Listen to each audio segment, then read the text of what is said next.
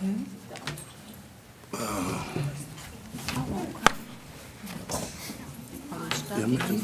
here. I got it right here. What is that? That's action.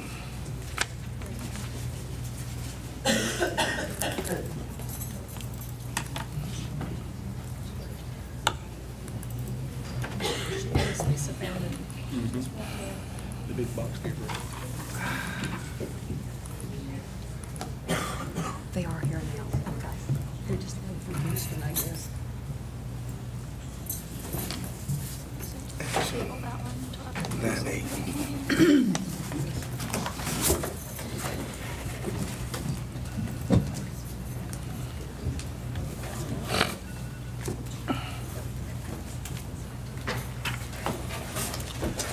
The board has now chosen to take a recess from closed session. We'll be going back to recess to closed session at a later time tonight, but now we will reconvene into open session, and the time is 6 o'clock. Mr. Green will now give us our invocation. Let us pray. Our gracious Heavenly Father, we thank you so much for this opportunity we have today to come and work with these children and working with the district. We pray that as we go forth tonight, that the wisdom that only can come from you will come down upon this room, and we will do what's best in all cases for the children of this district. Pray that you'll be with us always. We also have a special prayer, since we've not had a meeting since the terrible tragedy down in South Texas. We pray for that community and pray that you'll be with them and everything that they have to be going through at this particular time. These things we ask in your most holy name. Amen. Amen. We now call on Mr. Stephen Autry to introduce the Mike Moses Middle School students that would lead the pledges of allegiance to the flags this evening. Good evening, President Irvin, board members, Superintendent Dowdy. I want to thank you for allowing us to be here. And I learned something a long time ago when I was a young person. This is a public forum. So every time you get the opportunity in a public forum, you praise somebody publicly. So my staff, our staff, your staff at Mike Moses Middle School is working hard for these wonderful students and for the community. And our students are doing an outstanding job representing the community. So I'm going to make sure that we mention that. At this time, I'm going to turn it over to the people that make things happen. I'm going to turn it over to Tori Raspberry and Miss May, because they take care of our student council. Have they looked over? He's a lot taller than me. Good evening. This is our wonderful student council. My name is Ms. Raspberry. I'm Tori Raspberry, and this is Mrs. May, Kirsten May. We co-sponsor the student council, and these are some of our wonderful students. They represent 6th, 7th, and 8th grade. Girls, would you like to introduce yourselves? Yes, I'm going to bring it to you. And y'all can pass it down. Tell them your name and what grade you're in. My name is Melanie Beltran, and I'm in the 7th grade. My name is Evelyn Garcia, and I'm in the 8th grade. My name is Alondra Beltran, and I'm in the 6th grade. My name is Josie Peck, and I'm in the 6th grade. My name is Elena Kilmer, and I'm in the 8th grade. My name is Arden Saavedra, and I'm in the 8th grade. Okay, could everyone stand at this time? Pledges.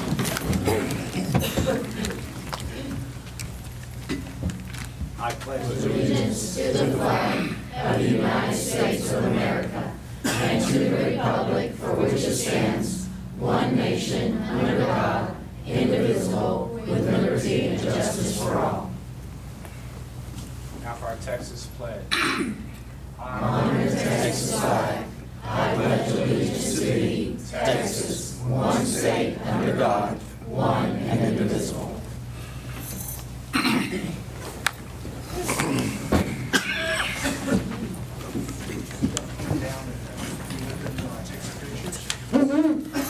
Board.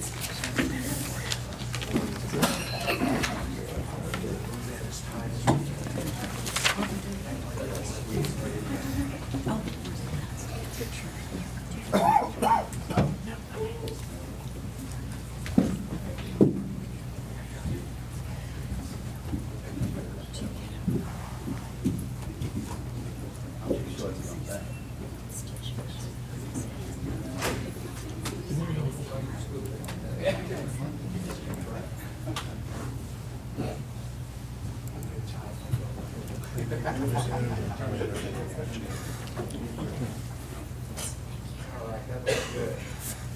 three. 1, 2, 3. I'll do one more. 1, 2, 3.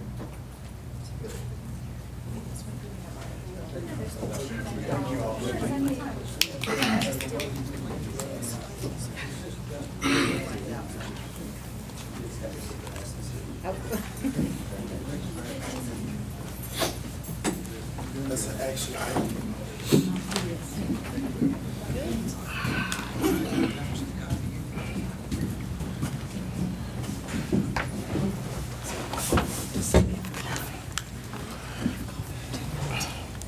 Now, there is an action item we would like to go to, and we'll call on Ms. Lisa Barbarick and Mr. Robert Belt. Good evening, President Irvin, board members, Superintendent Dowdy. Actually, it's not Robert Belt with us tonight, it's Laura Ham. She is a partner with our audit firm, and she is here to present our audit tonight. And after the presentation, we ask for you to take action.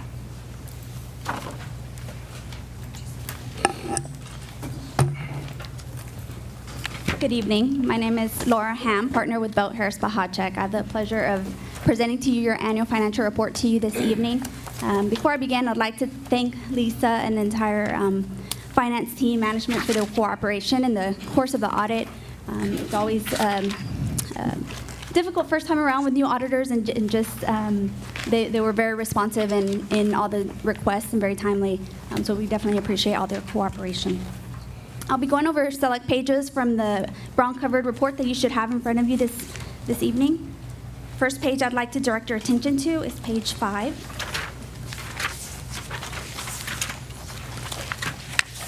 This is our independent auditor's report. We've issued a clean, unmodified opinion. This is the highest level of assurance that we can provide to you that the financial statements are materially correct and that disclosures required by generally accepted accounting principles have been included. I'm going to skip over a few pages if you'd like to follow along with me. I'll be going to page 19.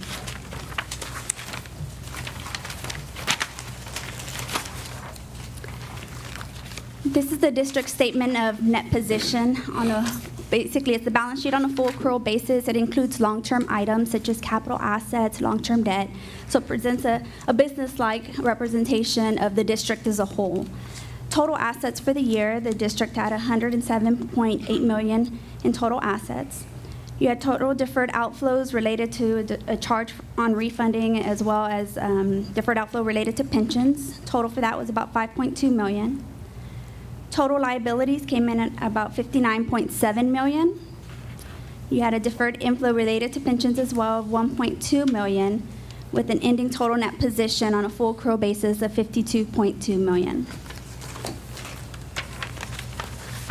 Page 21, this is a statement of activities. It's, again, the income statement on a full accrual basis, so it includes items such as depreciation expense, pension expense, on a full accrual basis. Total expenses for the year for the district as a whole were about $66.5 million. Total program revenues related to charges for services were $1.5 million. Operating grants and contributions were about $14.3 million. So there was a net expense after program revenues of $50.6 million. If you follow that down on that last column there on page 21, total general revenues, including property tax, investment earnings, and other grants and contributions not restricted, were about $53.2 million. There was a change in that position, an increase actually in a change in that position of $2.5 million, and you'll see there the ending net position was the $52.2 million that we saw on the previous page. The next schedules I'd like to revert your attention to is on page 21. This is the balance sheet. It's similar to the statement of net position, however, does not include long-term items, so you will not see capital assets or long-term debt presented on this schedule here. Total assets for the year for all governmental funds, including the general fund, were $37.3 million. Total liabilities were slightly over $7 million for the year. The district had deferred inflows related to property taxes of $1.2 million, and total fund balance for the year was slightly over $29 million. Of that, 24.1 million is in the general fund, of which 18.2 million is unassigned. Skip over a few pages to page 27. This is statement of revenues, expenditures, and changes in fund balance. Again, income statement, however, on a modified accrual basis. So total revenues for the year for all governmental funds was 66.1 million. Total expenditures for the year were 65.5 million. After accounting for other financing sources, the net change in fund balance was about $636,000. So the ending fund balance was slightly over 29 million. Again, you'll see that 24.1 million was in the general fund. Our typical recommendation is to have about 25% of your operating expenditures in the general fund balance, which you'll see that the district has met that recommendation for the year. I'm going to skip over towards the back of the report. This is page 64 and 65, if you'd like to follow along. This is the budgetary comparison schedule for the general fund. On page 64, the district budgeted total revenues, the second column there on page 64, of 51.1 million. You came in slightly under that at 51.1 million, so there was only a $12,000 variance there.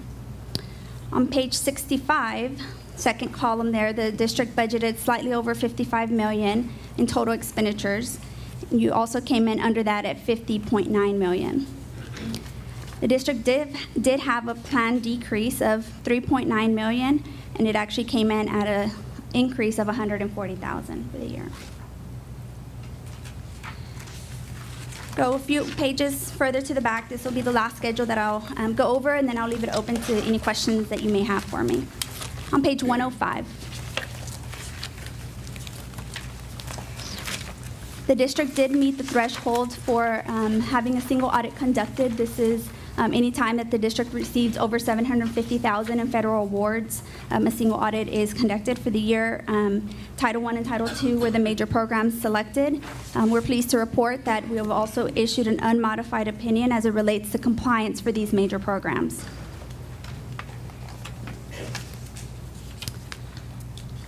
Lastly, on page 108 and 109, this is where you'll see the breakdown of all of the federal awards that the district received for the year. So total federal awards on page 109 were about 9.6 million. With that, I'm going to leave it open to any questions that you may have for me. Did you have any audit findings or concerns? We typically issue a management letter, which is included in your packet there. There was nothing reported as a material weakness or significant deficiency. And what page is that on? There's two letters in the back of the report. In the back? Okay. Yes, ma'am. One is a required auditor disclosure letter, and then there's also a management letter. Did I hear right, 18.2 million is unassigned? Let me go back to that schedule just to confirm.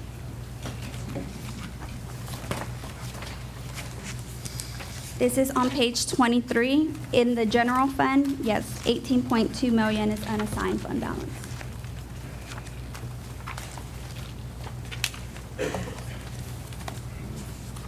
You said that was on 23? Page 23, yes, sir. It's the balance sheet. So first column under the general fund towards the bottom. I got you.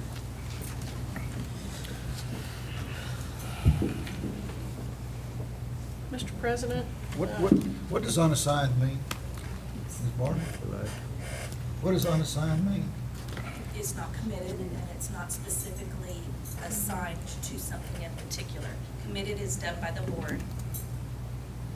And that is the part where we want to have our 3 months of operating expenditures. Okay, that's where the 3 months come? No. We went down to 2.5 months of, was it last We year? did that for a few months and then we regained it. Y'all, we've got it back now. So what do we have right now? What is our 3 months, I haven't haven't done an actual calculation, but it runs around 16 million. 16 million is our 3 months. And we have 18.2. Okay. So we possibly have some money we could allocate this summer if we needed to. Mr. President, if I may, I'd make a motion that we table the approval of the audit to give us time to review this 114-page document more thoroughly and have the Finance Committee a chance to ask some questions on this as well. Can I have a discussion first? Because it's due, can we not?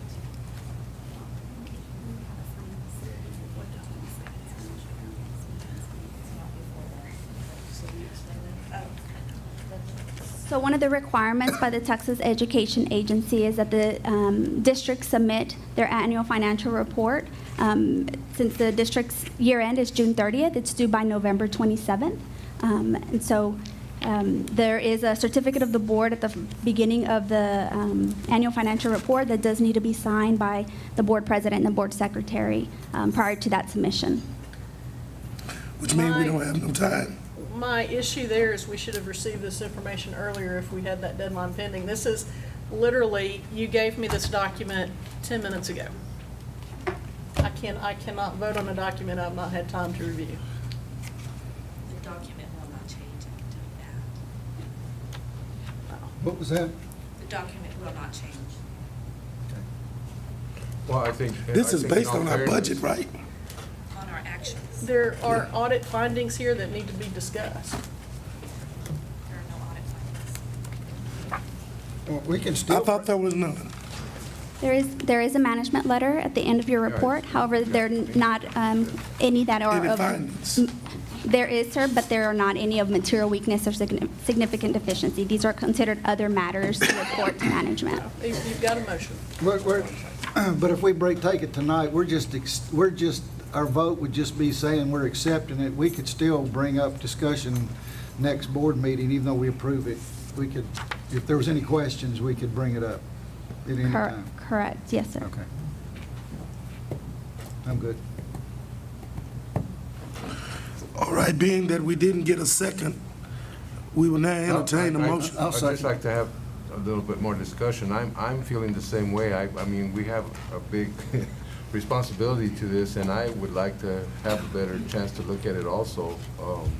So with saying that, I think I'd like to make that second on that motion, because I think it's important enough that we need to look at it. That's my feeling.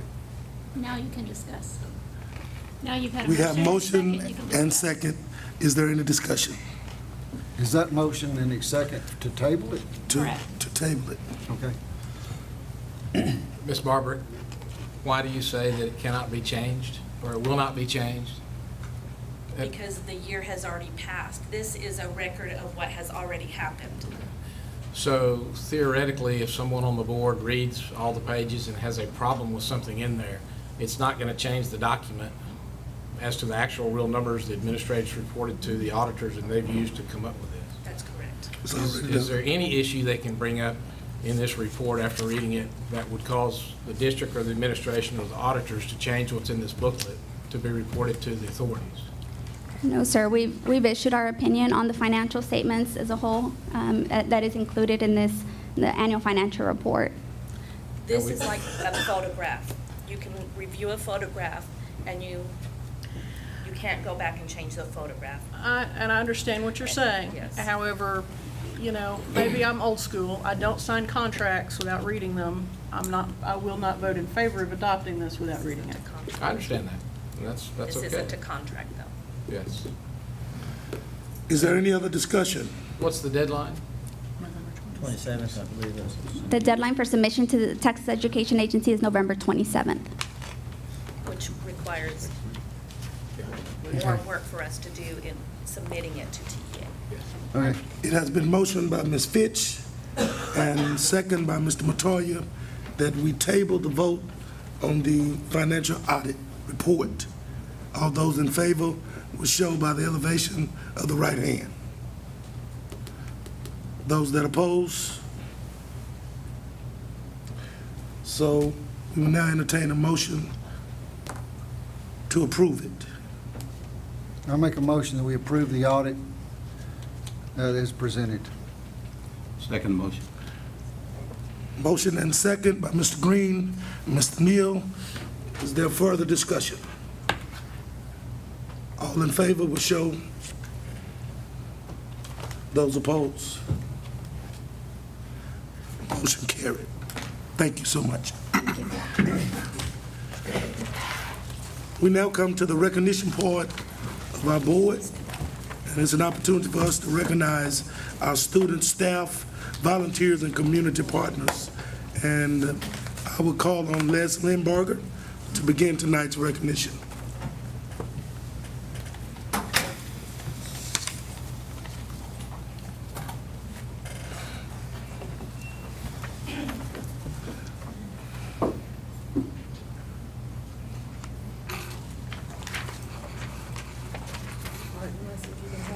Don't come on.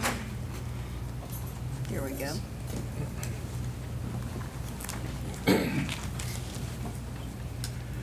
President Irvin, board members, Superintendent Dowdy, I come with some good news tonight here, and we're going to start off with something that may seem like it happens every year, and it seems like it has, at least for the past 37 years, but it takes a lot of work and effort to make sure this happens every time. For the 37th time since 1980, Nacogdoches High School's Golden Dragon Marching Band earned a Division I rating at the regional contest that was held last month. Think about that for a moment. 37 times since 1980. When you take a moment, you can understand what these kids have done year after year after year. It's an extraordinary run of First Division ratings for the band. And tonight, I'd like to introduce NISD Director of Bands, Glenn Wells. Mr. Wells, come on up here.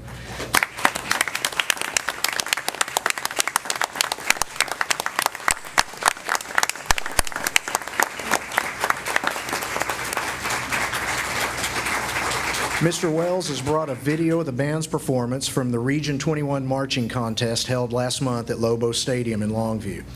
He's also, as you can see, brought some of the band's student leaders with him tonight. Mr. Wells, I'm going to turn this over to you. Thank you for coming tonight. Superintendent Dowdy, President Irvin, I'm Glenn Wells, Director of Bands, and he's just stole everything I was going to say. These students are off to an incredible year. We're real excited. One thing that we teach in the band, and I think other teachers and good teachers do it as well, I know coaches do, is you teach the work ethic day to day to day. You just don't show up. You show up and you work every day like it's a performance and it's a habit. And these kids, you know, we try to teach them you've got to be at work on time in the future, and so you get the band on time, right? And if it's not real pretty. You give your best effort all the time, not just because it's 600 degrees outside and you're tired and you're going to mess around. I mean, it's a deal, and you're going to do the same in the work field, and you're going to do the same when you get to college. And just, I mean, this is one of the things that band teaches, and I think that's a main reason we're so successful here, because it's a daily work ethic. If you're going to be in band, you're going to know you're going to pull your weight and do all you can. Like I said, this marching contest, or like he said, was on October 21st, and it was in Longview. Normally it's here, but because the SFA homecoming activities, we voted to move it to Longview. On this tape, which you're not going to hear, but there's three different, all three judges are on a different tape, and they give us verbal critiques as well as written critiques. And so, and you hear it from three different perspectives, and we show this to the students, and it's a learning experience for them. So even after contest, we go in and try to make it better and better until the last game, because you not only want to be the best, or you don't want to say we're just going to make a first division. I mean, that's great, but you go into it, or I go into it, saying you just do your best and let the ratings cover themselves. You know, whatever happens, happens. But always give your best. Couple of what the judges had to say. Tim Ray at Texas A&M University, which I was real nervous about him being there and didn't realize he was going to be here till it was too late. I was playing a march that he had written, and I chopped it up and stuff to make it fit the drill maneuvers that we were doing, and I thought, oh, he's going to just hate me for this. But he was very kind and enjoyed it. He had to say, ensemble style is excellent. The band plays with great energy and pride. Beautiful on the field. Another judge that said, I hope you realize how good you are. This was exemplary in every way. You're a credit to your school, your town, and to music education in Texas. And the third judge, one of his comments were, do not take for granted the life lesson you have learned from band or take for granted the high expectations of your directors. They were really, really complimentary. But these kids, I mean, those are the lessons we're trying to teach the kids. Do your best. We can go ahead and play it.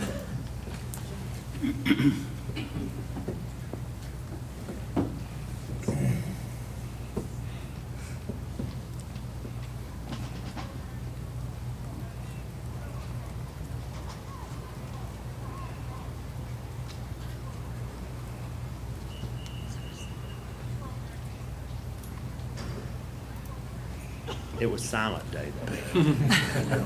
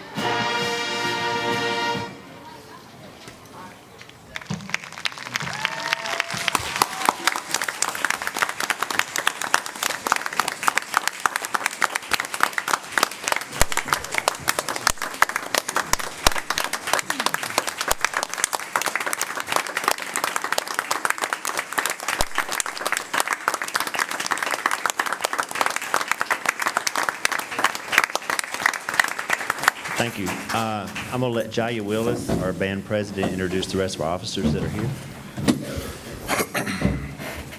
Hi, I'm Jaya Willis. I'm the band president, and right here to my right, we have one of our historians, Greg Mariquin. And next to him is our secretary, Giselle Medrano. And next to her is Lupe Alvarez. She's our treasurer. And then we have our drum major, Madeline Weems. We have our head twirler, Gabriella Kilmer. And we have one of our co-captains, Oliver Zamora.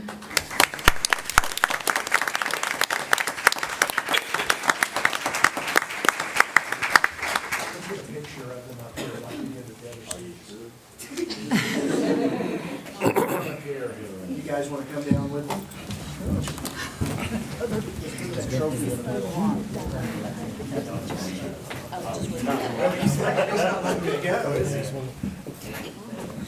Don't move together. Like I told the others, keep close together like y'all like them.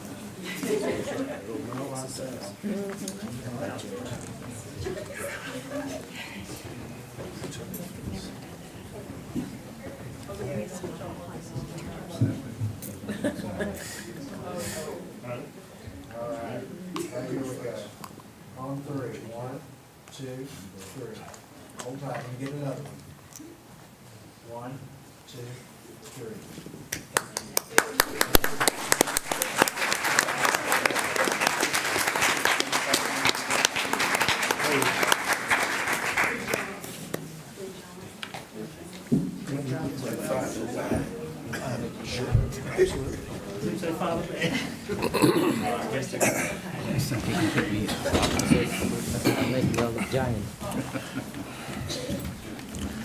Mr. Wells, I just wanted to say I really appreciate you and what that means up there.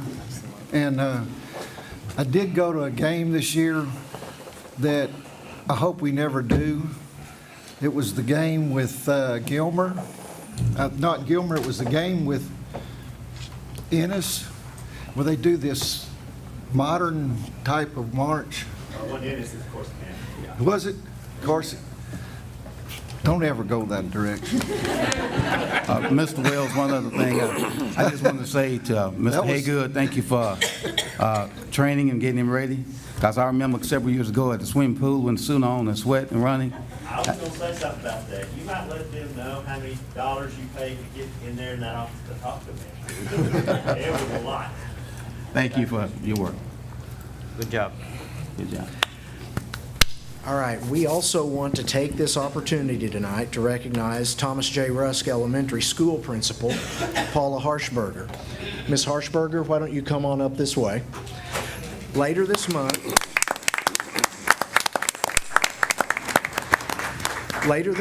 Ms. Harshberger will appear at an education conference in Central Texas to describe TJR's successful effort to turn around as an improvement-required campus.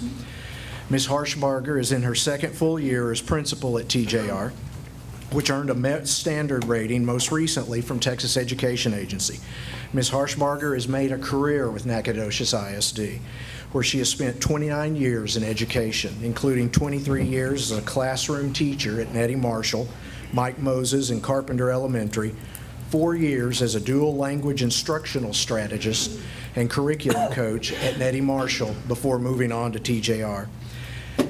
It's interesting to note, when I visited with Ms. Harshberger a couple of weeks ago, she made sure to go out of her way to share credit for what's taken place at TJR with students, with teachers, and the other administrators on that campus, as well as the volunteers and mentors that are so generous with their time at that campus. But we'd like to take this moment to recognize Ms. Harshberger's contributions.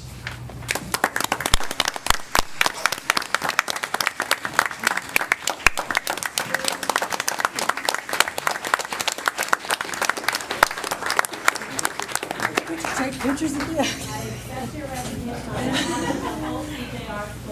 Okay. Let's go, guys. Okay, we got it. Okay. Come on, Dad. Just stay down there.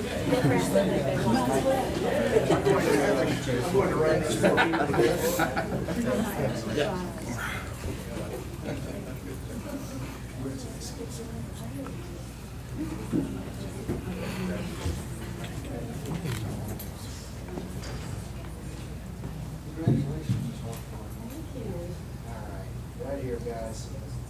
On three. 1, 2, 3. Let me get one more. 1, 2, 3. Dustin, thank you. Any more pictures? Now I'm out of breath.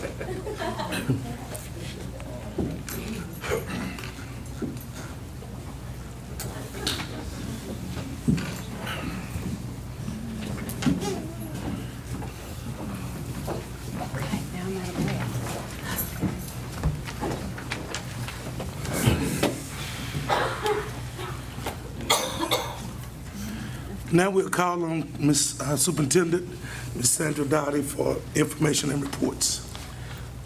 Good evening. Mike Moses Middle School teacher Crystal Kilmer, are you here tonight? Because I thought I saw her earlier. She was a minute ago She with her was. daughter. I hate that she left.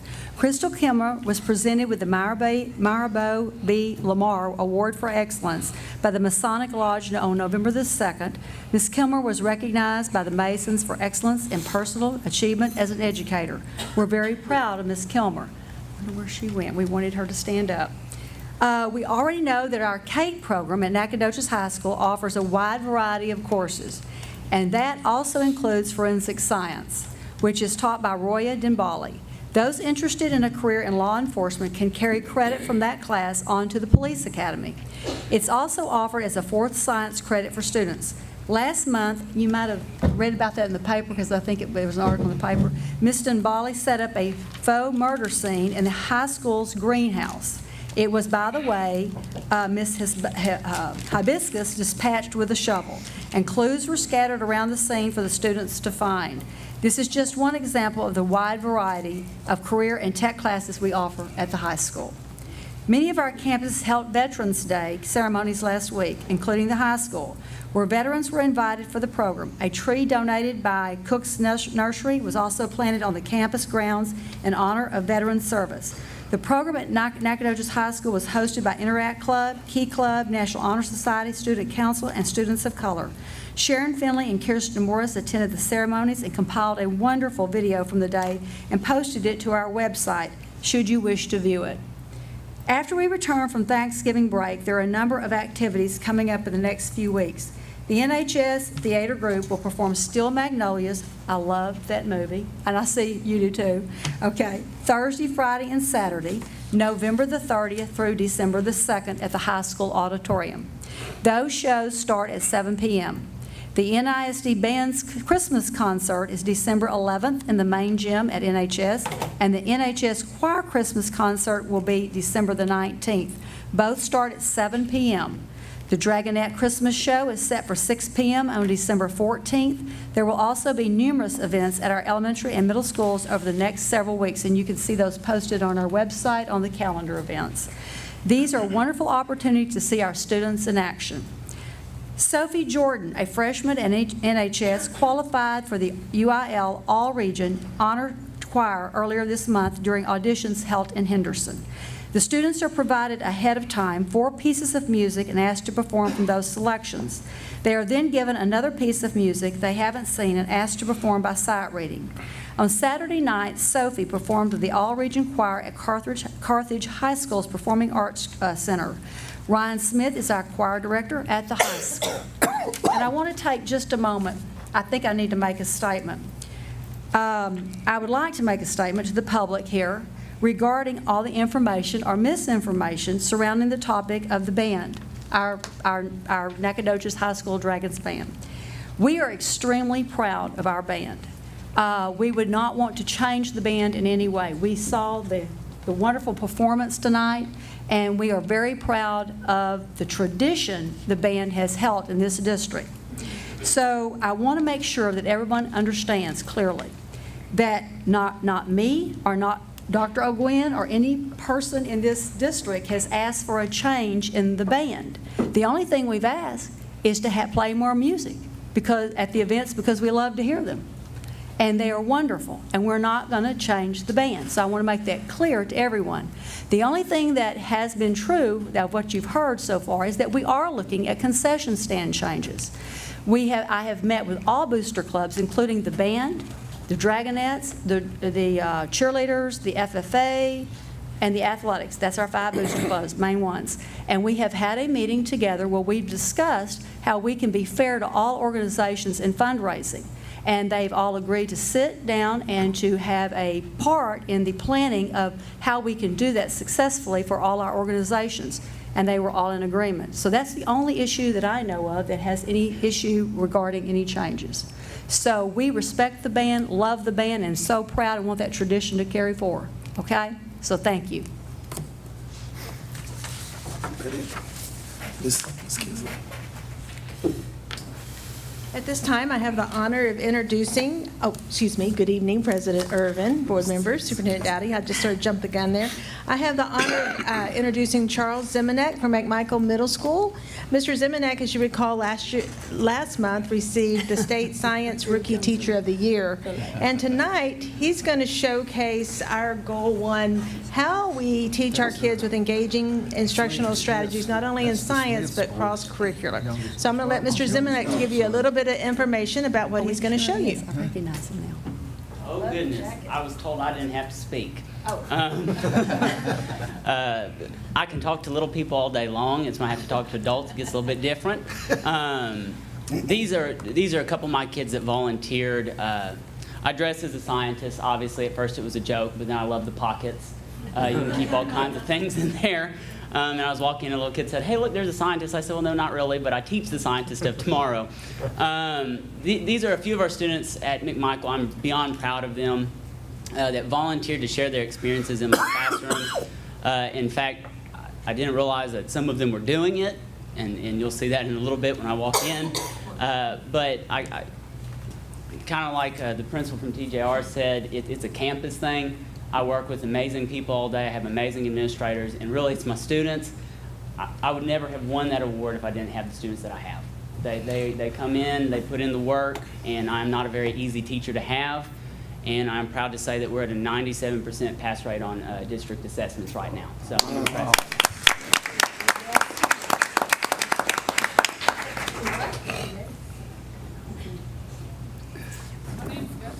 The reason why I like Mr. Fax is because he repeats things, but he makes it fun when he repeats things and it gets stuck in your head. My name is Christian Dorado, and I like this class because I personally think that he teaches better, and I actually understand how he teaches. My name is Clemmy Brewer. Why I think Mr. Z's class is like the best. It's the best class, basically. It's so fun. Yeah, can we start it over? Can we turn it up and start it over? The experience I had in his class. The reason why I like Mr. Fax is because he repeats things, but he makes it fun when he repeats things and it gets stuck in your head. My name is Christian Dorado, and I like Mr. Z's class because I personally think that he teaches better, and I actually understand how he teaches. My name is Clemmy Brewer.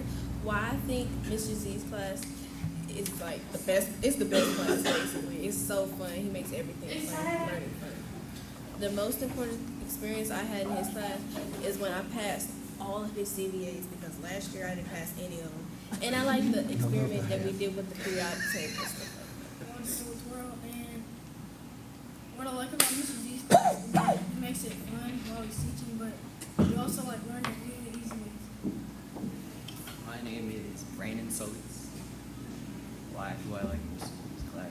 He doesn't make it very complicated. You can easily relate to it. He makes everything more.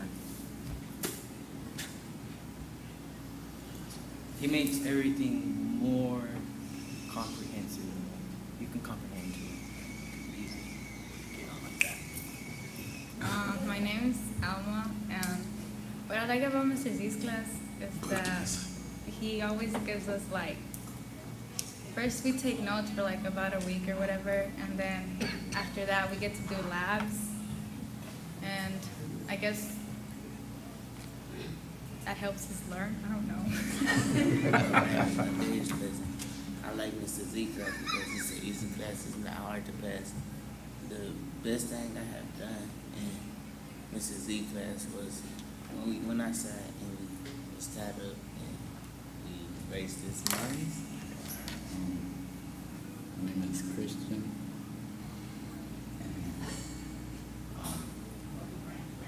I like Mr. Z's class because he actually teaches us. And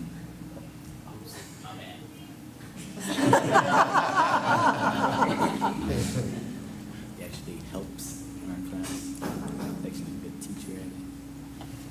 But another question is what has been the most important experience you have had in Mr. Z's class? I actually learned to actually trust someone with my, as you can say, emotions. I'm not sure. But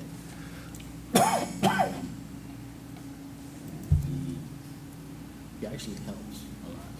Just good teacher, actual teacher, what I call a teacher. Real good teacher. But yeah.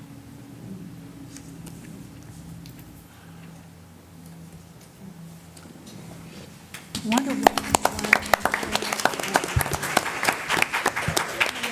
If they want a picture, I bet they want to get your picture before you pass out. This, it's up to you, Mr. Weinberger. Thank you so much. Okay. Thank you. But this morning, I had the pleasure at McMichael's of seeing the 8th grade science PLC and Mr. Zemanek and the 8th grade social studies work with Lead Forward.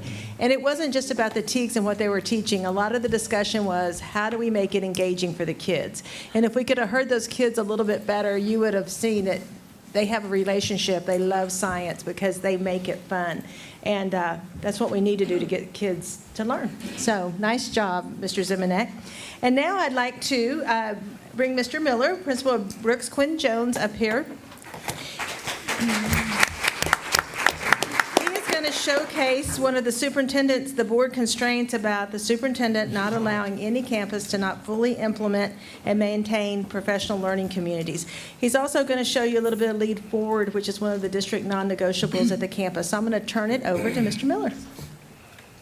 Well, thank you, President Irvin, Superintendent Dowdy, and board members. I have some teachers here. I just want to recognize them participating in our math, 3rd, 4th, and 5th grade PLC teams. Ms. Pearl, Ms. Hill, Ms. Schaefer, Ms. Melder, Ms. LeBollinger, and Ms. Henry. You all raise your hand so we know where you're at. Okay. Mr. LeBay came for Lead Forward on November 7th and met with us for 3 hours during our PLC meeting. I'm going to set this up a little bit. The first part of this video, which is 7 minutes and 3 seconds, it was supposed to be 7 minutes. I went over a little bit. I'm sorry, Ms. Kenji. But the first part of it is the meeting where Mr. LeBay sat down with the teachers and they went over the strategies and looked at the data. And the next part is actually teaching in the classroom the next day. I did throw in a little of our champs in there, so I thought y'all might want to look at that. So there's one little clip, and I want to thank y'all again. These teachers also do tutorials after school, and I want to recognize the fact that they do that on Tuesdays and Thursdays, and I want to thank them. Ready.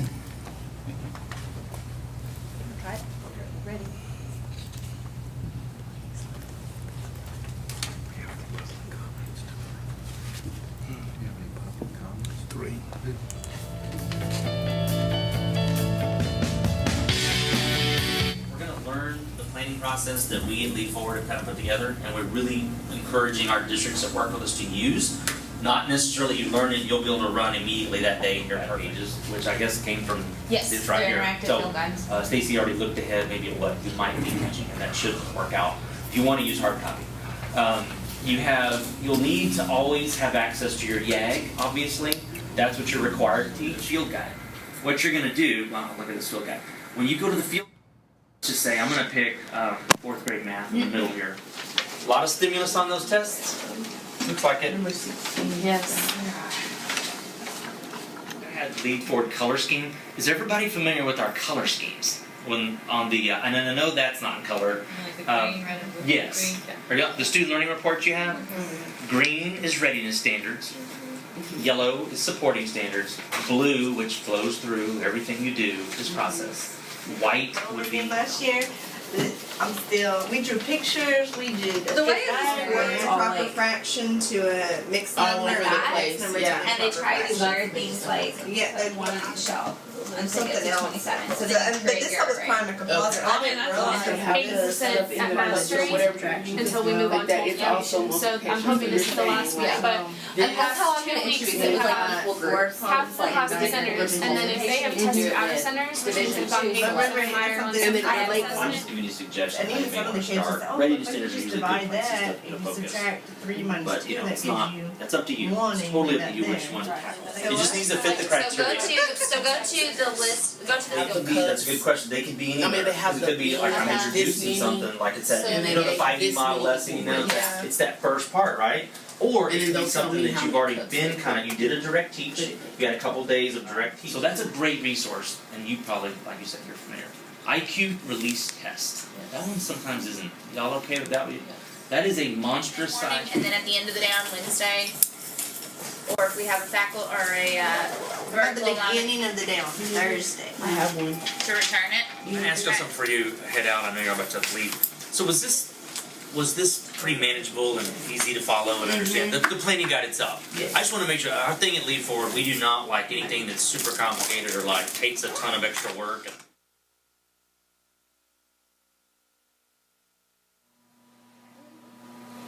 Welcome to 3rd grade Good math. job. Okay, y'all ready for the next one? Yeah! Does everybody understand how we did that one? Yeah! Did anybody do it differently? No. Okay. Okay, let's look at F. If you are on team B, raise your cards up. B. Everybody. A cool. A quo. Quotient, say quotient. Quotient. Turn to your neighbor, say the answer is a quotient. A quotient. All right, you all ready for a trick question? Yeah! All right. Who can tell me what the answer to a division problem is called? We said it yesterday. Oh. Let's see. Tell Linda, do you remember? 4. How many go ahead here? 4. Good. How many go ahead here? 4. All right. Looking good. 4. All right. 4. So do they all have the same amount? Yes. Let's try that again. Class. Yes. When we're taking our multiplication quiz, what voice level do you think we're going to be at? 0. Show me with your hands. A 0. Even if you finish early, you're going to say it a 0. If you need help, what are you going to do? Kirsten, you're going to raise your hand.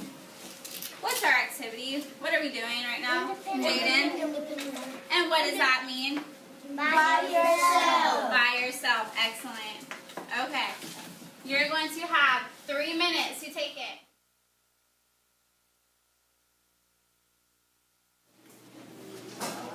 Welcome to 4th grade math. 50? Yes. So now, to figure out what this side equals, how can I figure out what that side equals? Looking here. Aaron? 10 plus 50?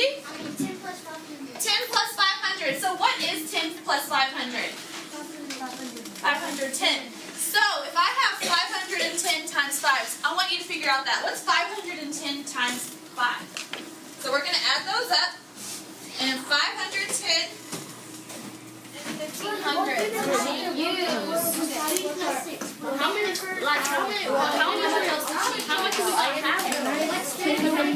This one this is where we made mistakes and changed it and everything so we won't mess up on the poster, and we copy this so we don't. iPads are full screen now. Wait,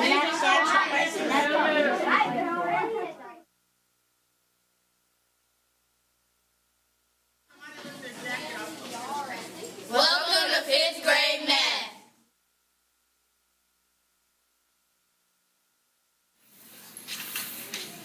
What's this whole?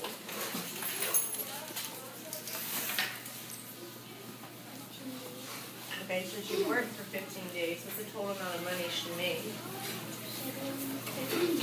$70 and, okay, what are you looking for? Overlaps. How much overlaps? 12 what? 10. No? 12 what? Hundreds. Each of these represent 100. Now, I want to call your attention to something because on our last quiz that we had, the majority of y'all missed this one. And the reason you missed it, y'all understand that this is 4 and this is 3. Y'all are great. Y'all get that part. Y'all understand that this is 12 hundredths. What we missed is we weren't paying attention to place value. When y'all answer the question on which equation this represented, I'm going to show you on my whiteboard real fast. Y'all showed me that it was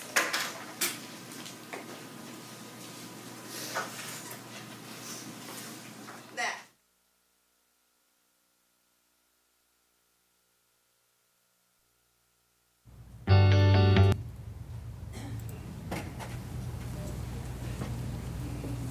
Thank you, BQJ teachers and Mr. Miller. So you got to see a PLC, how it went to a lesson plan, how it went to the activities for the student. Isn't that awesome? Great job.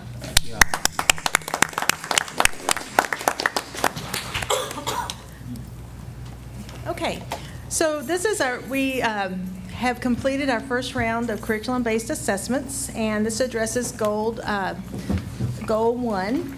And they're based, this year we implemented TEKS Resource, and we have increased the rigor on our assessments. The majority of the questions are based on the end of the year STAR type questions. So in reading, for example, it might have been a passage that was on the 2015 STAR test, but we're giving it to them now in November. And one of the things that really was eye-opening is when we took some of these tests, we're finding that some of our students are comparing now to where they were at the end of the year a year ago or 2 years ago. So even though the tests are very hard, the teachers have risen to the occasion. They're working very hard to get the students up to the level that we need to be in. So for well, that would help.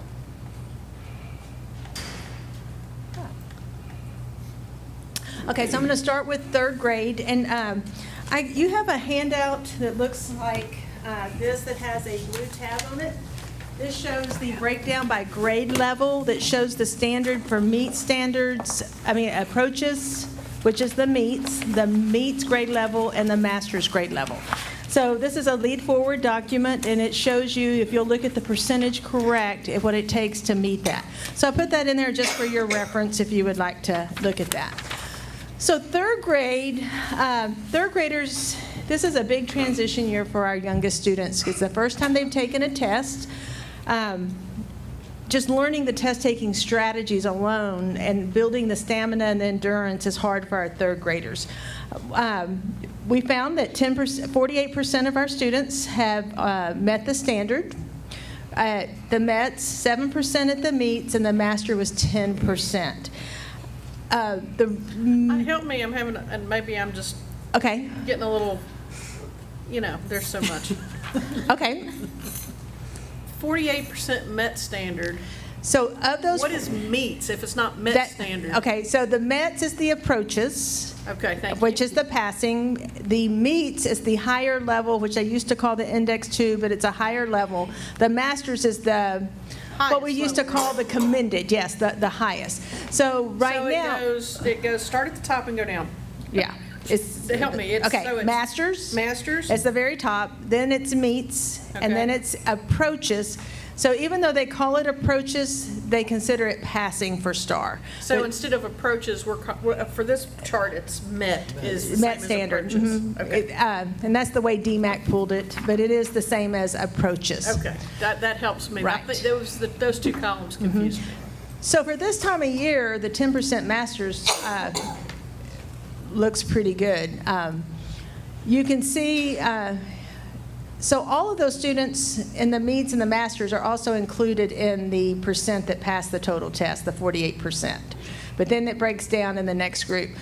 What this tells me is our high kids performing at that level, the lessons are rigorous. I mean, we're meeting the needs, but we're meeting the needs of some of our lower kids, but it's those middle kids that we need to really capture and push a little bit harder and move that number, more from the approaches of the MET standard to the meet standard. So it's correct to say that half of our third graders met standard. Right. On last year's STAR test, 55% of our third graders met the standard. So when you think about a November, or really some of these tests were at the end of October, to a May test, I mean, that's a pretty significant gain if because we are comparing the same types of assessments that they've been getting the release STAR test.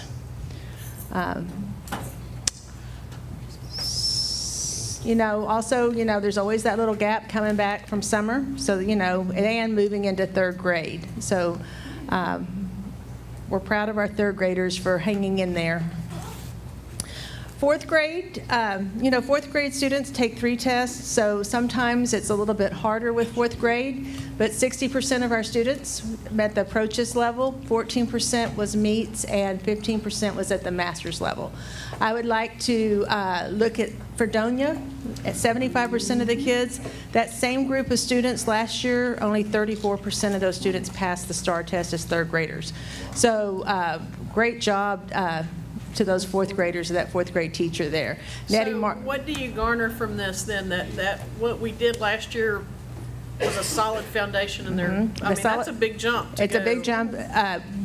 Fredonia had the TIPS summer school that they got to target, and they have a very experienced fourth grade teacher who really knows how to get in there and push those kids with that. But if you look at Nettie Marshall with the 82% and the 31% at the meets and 11%, Regay with 25% at masters, TJR with 50% at the approaches. So we're making gains. Carpenter, those students as third graders really struggled. And we are working really hard to help get those students going. The good thing at Carpenter, though, is 4% of them at the master's level, and there were times where we had no students meet that high level. So Why do we have such a big gap between third and fourth grade? Well, fourth grade, every year the reading level gets harder. In third grade, they have more sort of not very many more, but there's more, like you can go back and find the answer. The STAR test is a thinking test, a process where you just have to infer the answers. So the older they get, the less of those actual go back and find who is the main character, those type of questions are in there. Can I also say that I think that we've got to strengthen our second grade across the board? Yes, and we talked about that today. And second grade, they've got a couple of focuses. One is the Nyhouse Phonics that I think is really going to help with reading and writing, and then we're pushing the stamina with them a little bit more also. So then we get to the fifth grade, and the fifth graders, they test 3 times. This is the grade level, the SSI grade level. The scores aren't quite as strong as fourth grade, but if you look... Sammy, remind them what SSI is. Oh, Student Success Initiative, where the students who don't pass after the second time are required to go to summer school, and then they have a grade placement meeting to see if they'll be retained or move forward. The good thing about this fifth grade is if you look at that middle column, we have more students that are meeting that meets, which is that higher level, with that. So that's a positive with the fifth grade.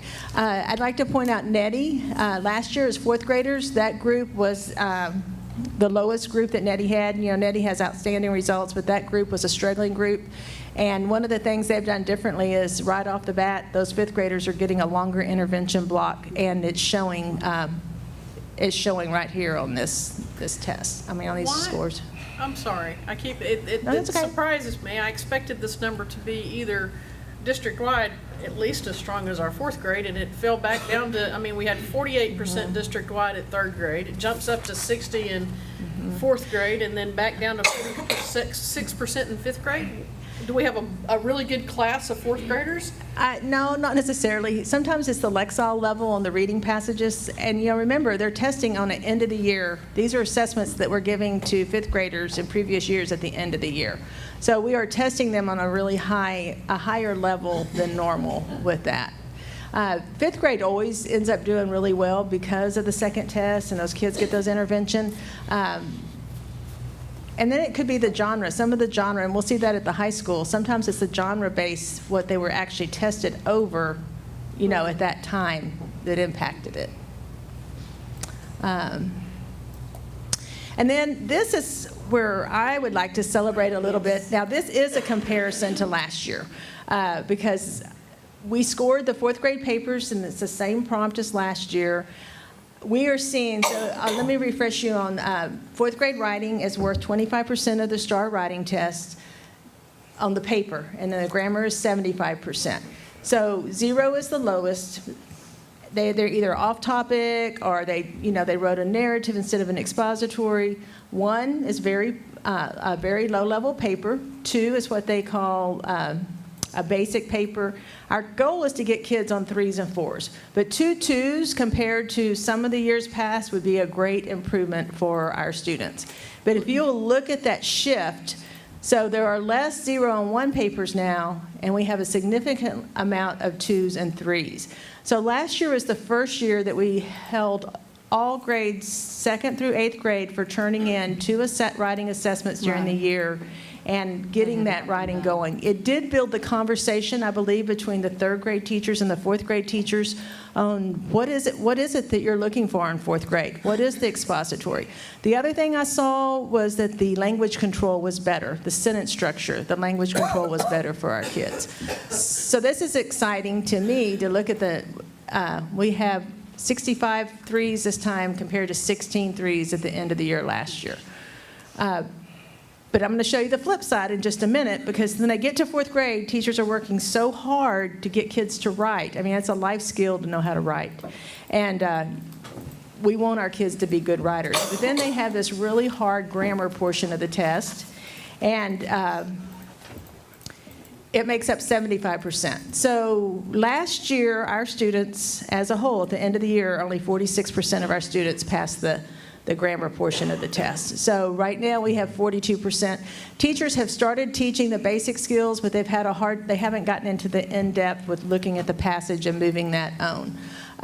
NETTY's scores include English and Spanish, but just having kids at the master's level this time, that's amazing.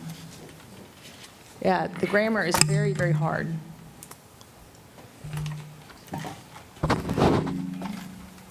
And then we get to the 6th grade reading. So the scores look very similar. 6th graders transition into middle school. Their hormones are a little bit all over the place. Last year on STAR, our students only had 49% met the standard. So at this time, they're showing a nice gain over the end of the year. With the end of the year practice, basically, is what it is. Then we get to 7th grade, and the scores between the 2 middle schools are very, very similar. Once again, the master shows the program's rigorous, but I want to see the campuses push more kids toward that MEETS level, because we have kids that can perform that. And that may just come with time and more practice with that. So 7th grade teachers have a very difficult time. They have 1 class period, but they're required to teach both reading and writing. So the teachers really struggle on how do I manage my time? How do I do a little bit of writing a few days and then not break it up and move into reading? So that's the biggest challenge for our 7th graders. Just like with 4th grade, sometimes you see a dip in reading in 4th and 7th because they are focusing on the writing test. Then we get to our 8th grade, which is also, here's our 7th grade writing, first of all. The writing in 4th and 7th grade are both expository, and once again, you see a huge increase in the number of students who made 2s and 3s and even fours. Fours are really hard to come by. The writing is weighted more at seventh grade. It's 35% of the assessment, and the grammar becomes the other portion of it, 65% of it. So nice job on seeing the gains right there. We really want to move all those 1 papers to 2 papers and not have any 0 papers at all. 4s just sort of happen. I mean, you can have a student who's an excellent writer, and that student might just get a 3. 4s are just depends on the given day. It's a rough draft, they get it turned in, but so a 3 is what we call really good. Then we get to our 8th grade, and once again, 8th grade takes the test. They have 3 opportunities. This is the other gatekeeper. You know, if they don't pass the first 2 times, they have to get small group instruction after the first time, go to summer school with that. So once again, the scores between the 2 schools there are very, very similar. And then we get to high school. So the English at high school is the hardest test right now in the state of Texas are the writing test and the English 1 EOC. So this is actually, so last year we only had 47% of our students meet the standard. So they're doing lots of remediation right now at the high school before the retest that comes up in December. If you look at the common assessment for the genre was drama, they did very well. But then when we get to the next one with the 10th graders, that common assessment 4 with the 42% was drama. So it just depended on the piece that they read, on the difficulty of the piece. But I would like to comment on this one.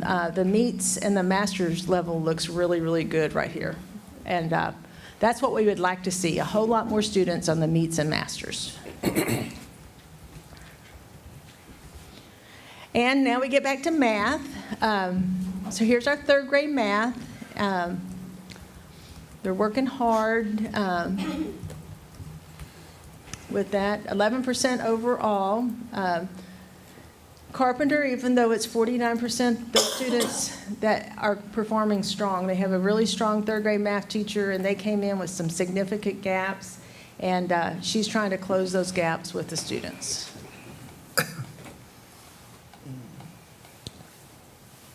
Okay, so here we go with 4th grade. 4th grade math is a little bit harder right now for them. It gets, in 3rd grade they can have the test, they can raise their hand and have the questions read to them. In 4th grade they have to do the reading themselves on the math test. So that makes it a little bit harder if they're not a strong reader. It really becomes more about their reading and processing than sometimes it does the math. But nice job on that. So 5th grade math, this is what I wished all of ours looked like. I was so excited because this was they were the first ones to test, and except for Carpenter, who has a brand new teacher that we're giving support to, the rest of them, if you look at that with the meets and masters, that's a significant, I mean, almost a quarter of our kids are meeting that college level, high level in math. So that's what we wish they all looked like. And then we get to 6th grade math. And I wanted to say, when I start talking about the middle schools, we've had a shortage of math teachers, especially with middle school math teachers. The majority of the math teachers at both campuses are first-year teachers, very, very young. They've been getting a lot of support from their campus administrators. But this first one looks like they're doing pretty well. I mean, I would still like to see that meets more, get them a little bit at that higher level there. For 6th grade math last year, we had 51% of our students pass. So if we could keep that 76% going for each of the assessment, we'd have a great showing at the end of the year. Here's our 7th grade math.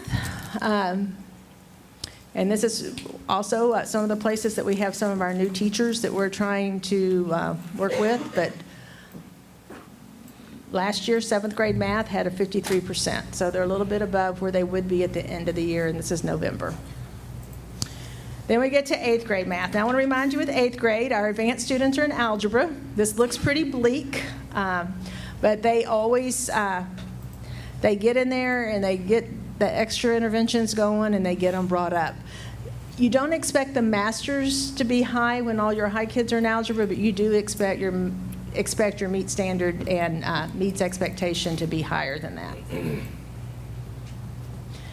So here's the flip side. Here's our algebra kids. The same 8th graders, just the ones in algebra, and very impressive if you look at the meets and masters that 35% overall are making that top level in the algebra class. So now the kids. That almost seems low, though, if they're in algebra. Well, but remember, we're giving them an end-of-the-year test at this time. Now, I think by the end of the year they'll get them there, but we haven't had a true bridge program for math. So even though in 7th grade we haven't had an advanced 7th grade class, so they have to cover some 8th grade skills as they move into algebra. So it's a little bit of a transition when they first move into an algebra class. Now at the high school, it's going to look different because these are the kids that were 8th graders last year not taking algebra, and now they're taking the EOC with that.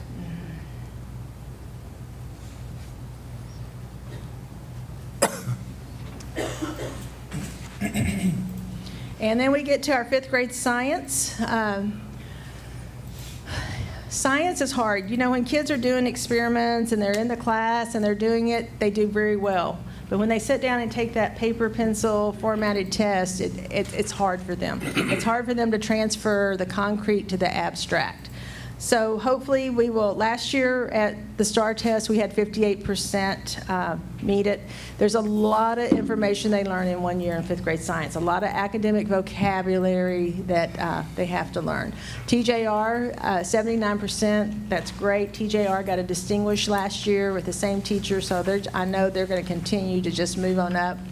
Regay teachers are doing great. I mean, Nettie, we're just moving them on here. So it'll continue to grow. Then we get to 8th grade science. This is Mr. Zimonek and the teachers from Moses. And Moses and McMichael's teachers, 8th grade teachers, were here at the DAT meeting the other night. And I love listening to them because they challenge each other. They push each other. And if you look at those scores, how could they be much closer than they are right now? Because they share ideas, but of course they want their campus to be on top. And that's that competitiveness between them. They're also looking at mentoring some of the science teachers at the elementary. Mr. Zimonek is going to work with the science teacher at Carpenter and give him some additional support because he's a new teacher. And then we get to biology. You know, these are 9th graders, and if you look, they came in, that first assessment didn't look very good, but those teachers must have got them in shape because look at how they improved after that first assessment. You know, it's just like when you go into 6th grade, when you go into high school, there's a lot of things you're paying attention to other than the teacher. But the meets and the masters look really good on that. So I'm very hopeful. The PLC time that you're allowing the high school teachers are really paying off because every day now they meet as a department. Wade LeBay from Lead Forward met with them this week and went over that planning process. But they're working together. They work on their assessments together. They work on their lesson plans together. And I think we're going to see great gains from that. Then we get to 8th grade social studies. So 8th grade social studies has the most TEKS of any test that we give. It's almost... It's deep. They're deep. They're new material for the kids. Kids get to 8th grade. They don't know a lot about American history. And a lot of times kids who have families who have traveled or who have families that talk to them, they do better because they have those experiences to connect with that. But we're going to keep focusing on that 8th grade social studies. You know, last year that was our lowest area in middle school with only 41% of the students passing. So we're going to keep pushing for them to do well in social studies. And here we are. U.S. history was the highest STAR scores for the high school last year. And if you look, they're continuing that tradition and they're challenging those kids, and the meets and masters looks really well, like a great job there on the U.S. history. So now, what do we do with the data? I just want to give you just a brief overview about how we use the data, but the professional learning communities that are happening at every campus, they're looking at, let's look at the data. What do we need to reteach? how are we going to reteach it? We can't teach it the same way. It's got to be different. And so they talk about their warm-ups. They talk about their spiraling. It's intentional planning based on the data. The DMAC is a great friend to the teachers. They pull quintile reports that group students in levels, and then that helps us build our interventions. So we're focusing on what's called a growth mindset. We want every student to start where they are at and grow. In the old days, your interventions were just for those struggling kids that you wanted to pass the test. No longer. Your interventions are for all students. You want your students that are approaching already to meet that next level. You want to take that group of kids right below masters and challenge them to meet the higher level. So our students are getting a variety of interventions. The elementaries have them going. You notice Carpenter scores were lower. Tomorrow, all the interventionists from Carpenter are going to meet with me, and we're going to create a new intervention plan that will allow students to have a more consistent plan of interventions. The middle schools are using their advisory period. They have their students color-coded. They're ready in their different levels, and they're pushing really hard with that. At the high school, Dragon 101 is ending, and Dragon 201 will start next semester, and that is for students who are struggling to pass the star. They're below. We are in the process of purchasing a new software program that will personalize it for each student and help build a plan for them. They also have tutoring during their Dragon Den, and they have what's called the ROC, Recovery of Credit. So when students are not making the grades, they're invited to come after school. They work with the teachers in smaller groups, and they're able to get their grades up. And then the data also shows us that sometimes you have to have staffing changes. And so among the campuses, sometimes teachers are having to be moved to maybe a grade level that's not a STAR testing grade. That teacher might just need a little more time to grow as a teacher, but not in a STAR grade. It's hard, and we have some people that we're just working really hard to get the right people in the place. Like Mr. Miller lost a math teacher after school started. He shifted his teachers around, and you saw the results. Because he acted fast, his kids are making really great gains in math now. And then it shows us which teachers need additional coaching.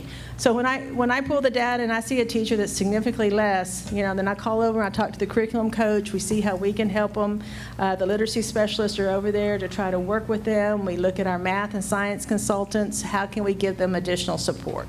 So the data is very important in helping our students grow in every area. Thank you. Okay. All right. Thanks, Sandy. Thank you. Thank you. This is the time the board has set aside to receive citizens' comments. Individuals wishing to address the board should have completed the form located on the table by the entrance of the door and provided it to Holly. Comments will be kept to a maximum of 3 minutes.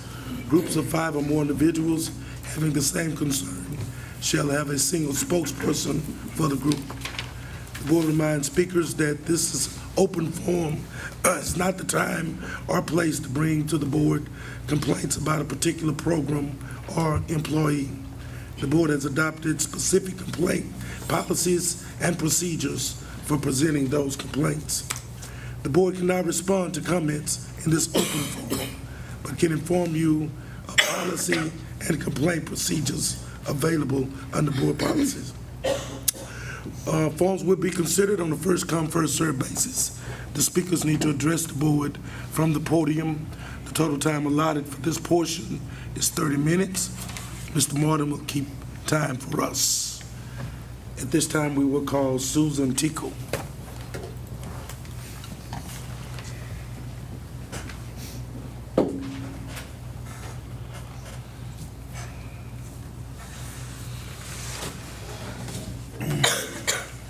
Good evening, President Irvin, board members, Superintendent Dowdy. I'm not that tall. There. My name is Susan Tickle. It's been a privilege to live in Nacogdoches since 1998, to have my 2 children born in Nacogdoches, and to see them educated in Nacogdoches Public Schools. I'm proud to say that one will graduate in May, and the other is in those fun middle school years at Mike Moses Middle School. At the end of last month's board meeting, I was inspired to hear of all the efforts and strategies that are being implemented to get Fredonia and Carpenter out of IR. I'm hoping, with everyone else here in this room, that all the extra hours and training and support for the teachers there pay off in great gains for the students at those two schools. But it struck me that when a board member asked, "Do you think there's any cause that we're not successful so far?" the response was, "We have a lot of brand new teachers on Carpenter that need a lot of support." And then the board member asked the question that I think many of us have been wanting an answer to, not just for Fredonia and Carpenter, but for the majority of our NISD schools. Do you think constantly changing the plans, leadership, staff could be one of the reasons as well? What if we kept the teachers in which we invested each year? What if we didn't have to use so many of our resources to support brand new teachers because we kept the teachers we had last year? What if? I'm glad one of you is asking if teacher turnover contributes to the current struggles of our district. Many of us think it does, and we're watching to see if you can keep the teachers in which you are investing here in Nacogdoches to contribute to the future successes of our district. Thank you. Thank you. Ms. Peck.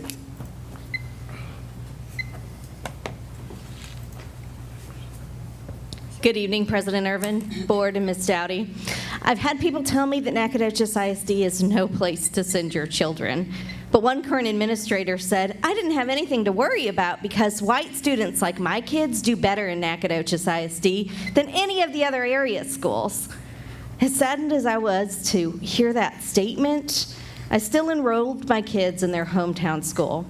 I'm a product of public education, and I support public education. I've come to you to express concerns with recent rezoning, which led to classroom overcrowding, child and teacher safety, and board policy, all the while trusting that my children were in an environment designed to challenge them with curriculum taught by teachers who care about their success beyond this class year. The following information needs to be noted, and corrections must be made from the top down. I'm grateful for the opportunity to make it part of the public record. My husband reached out to one child's principal to coordinate a meeting with a teacher. Communication we received from the teacher gave us the impression that our child was doing okay, but his reported grades differed. An email-phone exchange followed, which alerted us to a plan to inflate the student grades that Ms. Kinsey presented tonight. Our child's principal said he was working with the other middle school principal to scale up grades at both of our middle schools. In the scaling example, he confirmed the following calculations were applied. Because the state of Texas considers a 39% in algebra a Met standard score, Nacogdoches middle schools will consider anything above 39% to be a passing grade. In this example, my child's D in algebra, recorded and reported through the Home Access Center, was changed to a B. I spoke to the TEA and learned that the STAR conversion tables, which seem to reflect the scales referenced, are not distributed with the intention of being used to increase class grades. I sent this record of an account to each of you, but only some of you opened the email. When our child came home gloating about the new algebra grade, we were very disappointed. In our opinion, the increase was unearned. And it didn't help motivate our child when the band director told him, "Students don't have to pass algebra to be UIL eligible." I know some of you voted to support that policy, but we have higher standards at my house. This isn't the first time we've noticed a dramatic increase in grades tracked through Home Access Center and reported on progress reports and report cards. I wonder how long this scaling has been in effect and how many children in the district, like mine, have been scaled up and passed on to a new grade level with a false hope that they were doing okay. We can't cultivate successful students if we're unwilling to assess ourselves fairly. This is not helping my child, and it certainly isn't helping our district. How can your board policies prevent this in the future? Please investigate and let us parents know. Ms. Willis?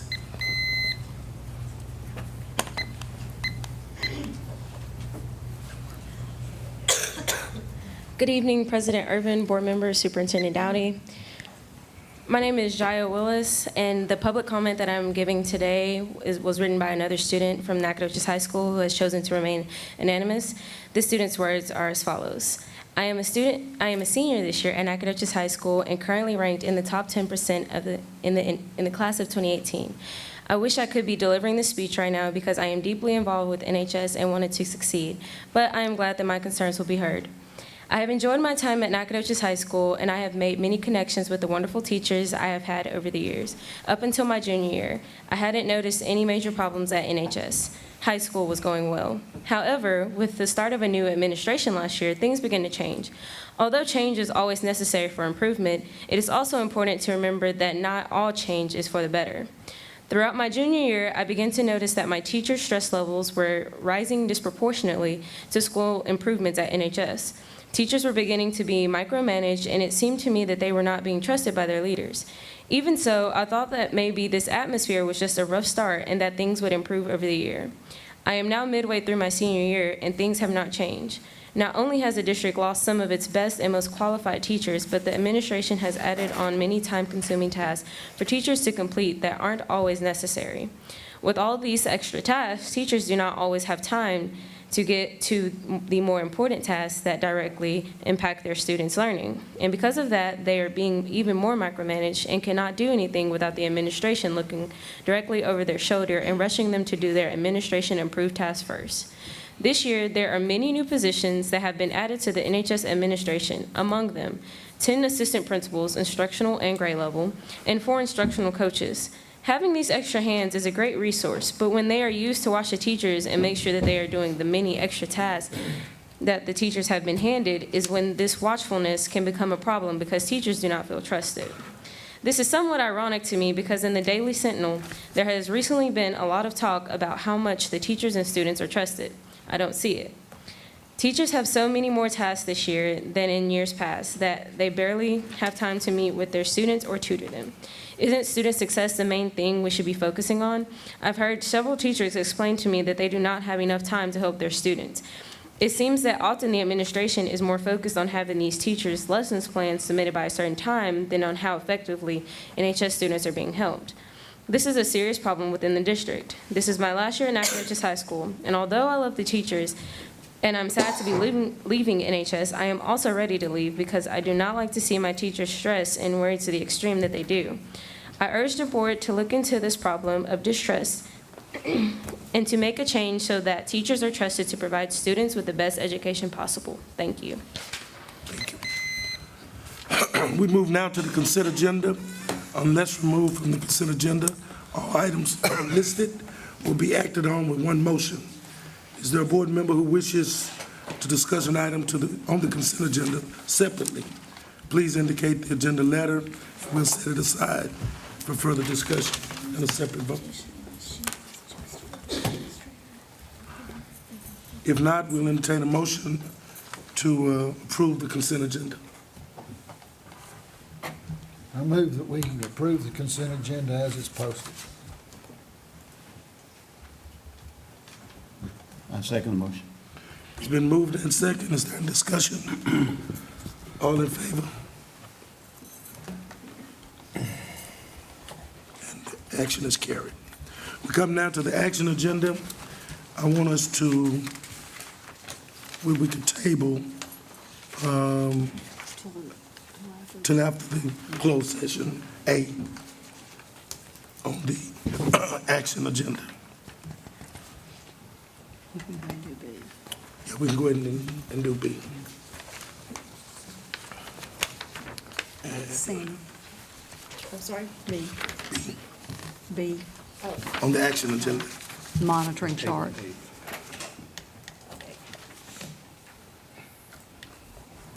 They tabled A, so B is next. Okay, so that's the, table B is the board meeting minutes? No, the governance. Gonna start governance, yeah. Where am I here?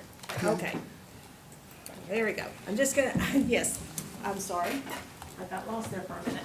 Okay, so, as part of the Lone Star governance, we revised our monthly monitoring chart to reflect 18 months instead of 12 months. That was part of the request that we had our last workshop. in order that it was the recommendation from TEA. So I'm just asking you to consider that one. All right, the chair will now entertain a motion to approve the change in the monitoring chart. I make a motion that we approve the revised monitoring chart for 18 months. Second. It has been moved in second. Is there any discussion? All in favor? Thank you. Motion carried. Thank you. The board will now reconvene into closed section. There will be no voting, but it'll be under code 551.071, 551.074. The time is 7:36.